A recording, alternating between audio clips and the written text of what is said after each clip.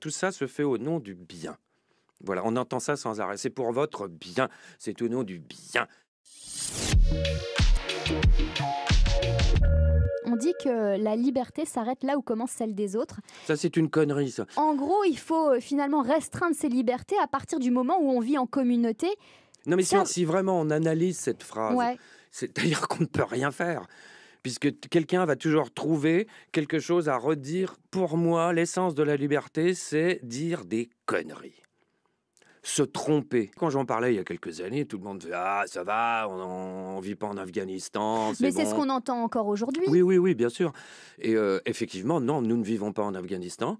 Est-ce qu'on vit en dictature, comme certains le disent? Il y a une forme de pas de dictature, mais il y a une forme d'autorité. C'est pour ça que c'est très difficile de lutter contre ça. Tout ça se fait au nom du bien. Voilà, on entend ça sans arrêt. C'est pour votre bien, c'est au nom du bien. C'est pour. Moi, j'ai envie de leur dire, mais occupe-toi de ton cul, et puis laisse-moi, m'occuper du mien aussi. Oui, mais c'est faisable ça en société. Mais c'est évidemment, mais on l'a fait avant. Pourquoi Alors qu'est-ce qui a vrillé? Qu'est-ce qui a fait qu'à un moment donné... Qu'est-ce qui a vrillé? Parce que nous avons eu des sortes d'intégristes de la pensée qui ont débarqué. De toute façon, on en est tous responsables. Moi, je dis jamais il ou on.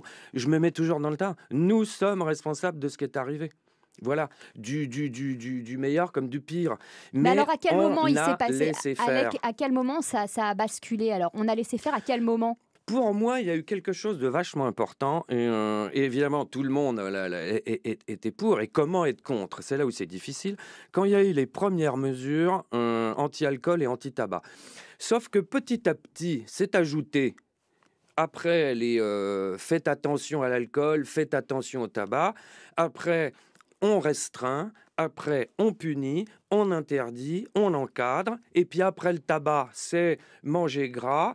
Et après, c'est rouler. Et après, ceci, cela. Et après, ça devient une vraie ingérence dans nos vies. On est traités comme des enfants, quoi. On est traités comme des enfants. On est infantilisés. Et tout ça avec notre assentiment. C'est-à-dire que on s'auto-limite, on s'auto-censure, ce qui est alors, vraiment le pire du pire. Imaginez pour un mec comme moi, c'est mettre des SK dans un harem avec interdiction de bander. Hein. Mais et donc moi, je veux lutter contre tout ça. Est-ce que vous diriez plutôt que la vie des uns s'arrête là où commence la liberté des autres? Non plus alors. Alors je dirais ni l'un ni l'autre. On l'a vu avec la pandémie déjà.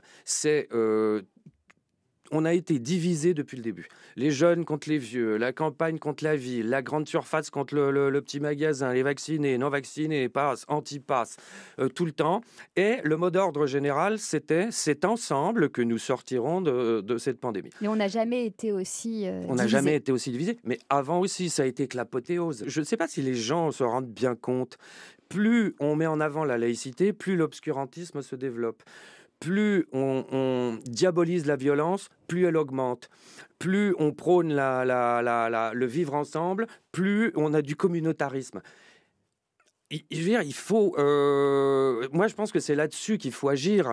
C'est-à-dire, ça ne marche pas. Cette bonne volonté affichée qui devient une sorte de dictature morale, ça ne marche pas. L'être humain est imparfait. Voltaire le disait, l'être humain est pétri de faiblesses et d'erreurs. Quand j'entends tolérance zéro, par exemple, c'est absolument impossible, la tolérance zéro. Le risque zéro, tout ça. On se met des challenges qu'on n'arrivera jamais à atteindre. Donc, qu'est-ce qu'on fait? Au bout d'un moment, on pète un boulon.